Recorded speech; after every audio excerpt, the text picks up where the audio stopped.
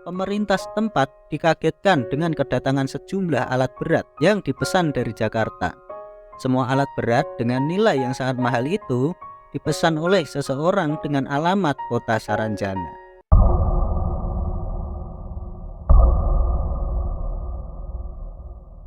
Selamat pagi, siang, sore, dan malam. Kembali lagi bersama kami di Cerita Gusti. Ya bagus. Saya Lati, channel yang menceritakan tentang sejarah dan kisah horor yang dibalut dengan ilustrasi. Apa kabar kalian semua, para sobat Gusti? Tahukah kalian kita berada di negara kepulauan dan memiliki banyak provinsi dan kota. Apa itu kota? Kota diartikan sebagai tempat tinggal dari beberapa ribu atau lebih penduduk. Sedangkan perkotaan diartikan sebagai area terbangun dengan struktur dan jalan-jalan.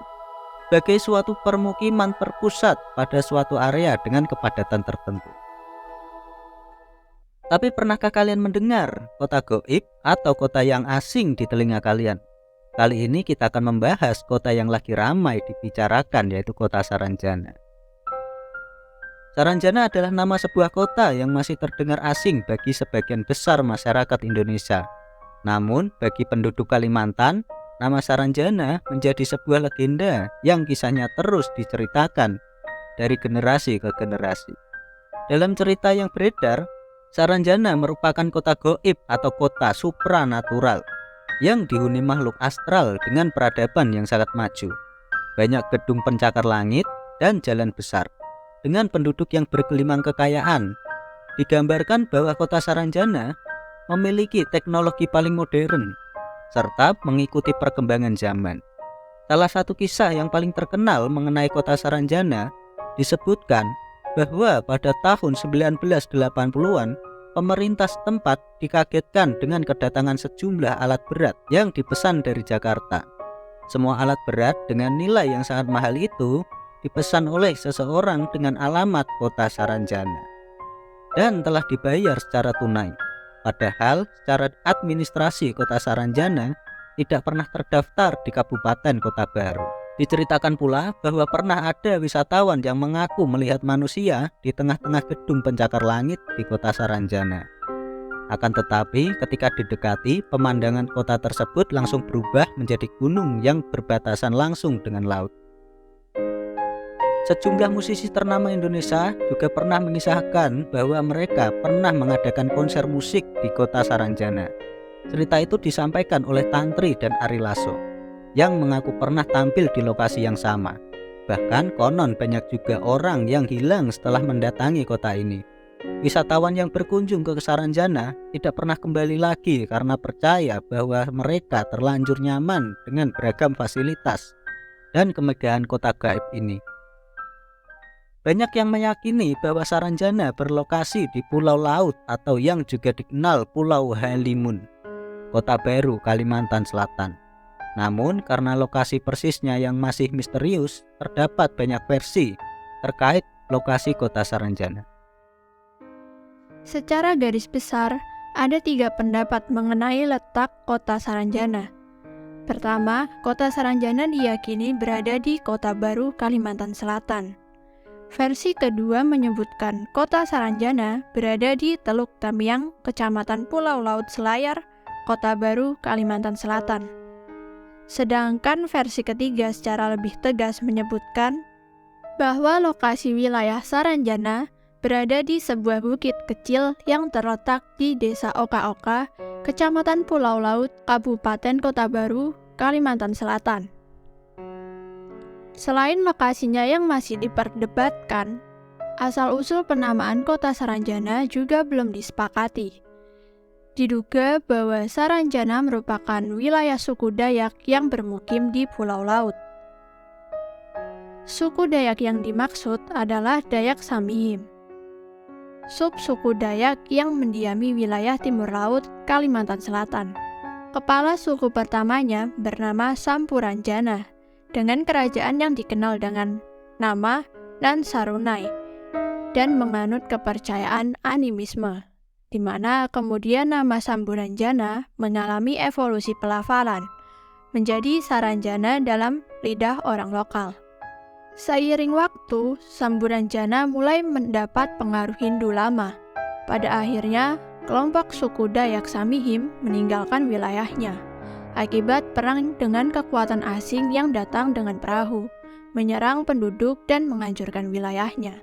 Tetapi, meski telah meninggalkan wilayahnya, nama pusat kekuasaan suku Dayak Samihim di Pulau Laut sampai sekarang dinamakan Saranjana.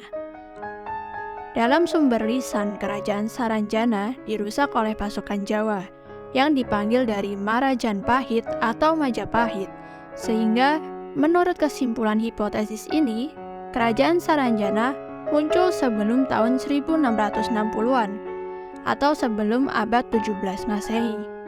Meskipun banyak perdebatan mengenai asal-usul nama dan lokasinya, menurut Mansur, seorang ketua Lembaga Kajian Sejarah Sosial dan Budaya Kalimantan mengatakan bahwa keberadaan Saranjana dalam perspektif sejarah adalah fakta. Hal ini ditunjukkan oleh Salomon Muller, seorang naturalis kebangsaan Jerman, dalam peta bertajuk Peta Wilayah Pesisir dan Pedalaman Borneo.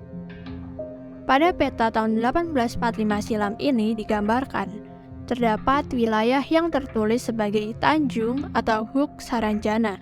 Tanjung ini terletak di sebelah selatan Pulau Laut, tepatnya berbatasan dengan wilayah Pulau Kerumputan dan Pulau Kijang. Terkait kapasitas sebagai pembuat peta, Mansur menuturkan bahwa Solomon Muller telah mendapatkan pelatihan dari Museum Leiden. Kala itu, Muller juga tengah melakukan perjalanan penelitian tentang dunia binatang dan tumbuhan di Kepulauan Indonesia. Namun demikian, belum bisa dipastikan apakah Solomon Muller pernah berkunjung ke Tanjung Saranjana.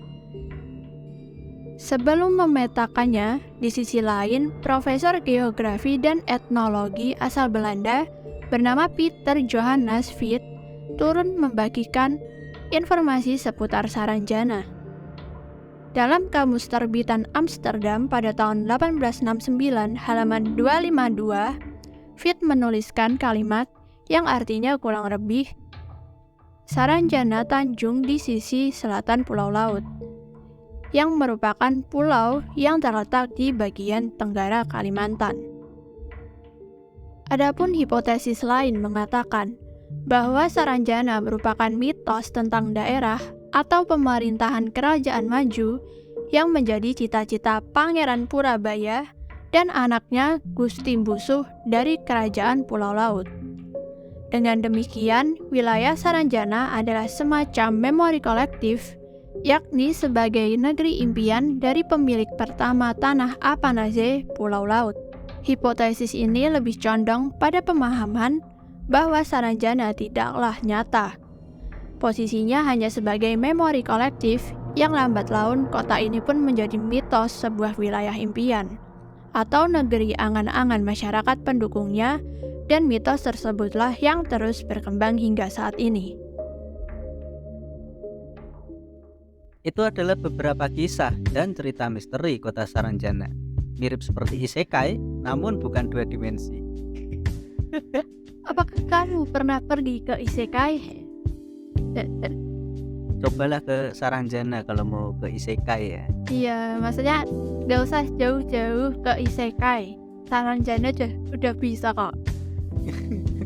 Tapi gak tahu ya ceritanya gimana caranya masuk ke Saranjana. Tapi kalau masuk isekai gitu kan kudu ditabrak truk dulu, ya kan?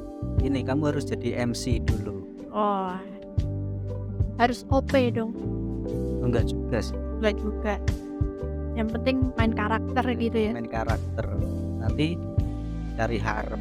Walah, jadi harem king. Harem. Aduh. Kalau kamu haram. Walah, jahat banget ya Allah. Tapi ini ya, kalau katanya di kota Saranjana itu kan lebih maju. Katanya seperti Cyberpunk 2077. Aduh. Iya kan, yang kemarin banyak ramai itu kan ada yang mobil terbang, sampai itu kan jadi perdebatan itu kan. Terus gedung-gedung pencakar langit dan gedung-gedung tinggi. Terus ada lagi kemarin yang bilang bangunannya itu semua terbuat dari emas. Wah, bisa kali kita ke sana terus ambil emasnya dikit, habis itu pulang jual. Kan cuan. Tapi katanya kalau kamu masuk ke sana pada nggak mau balik. Soalnya Iya. katanya lebih nyaman di sana dan lebih makmur. Iya, fasilitasnya juga lebih wah gitu ya.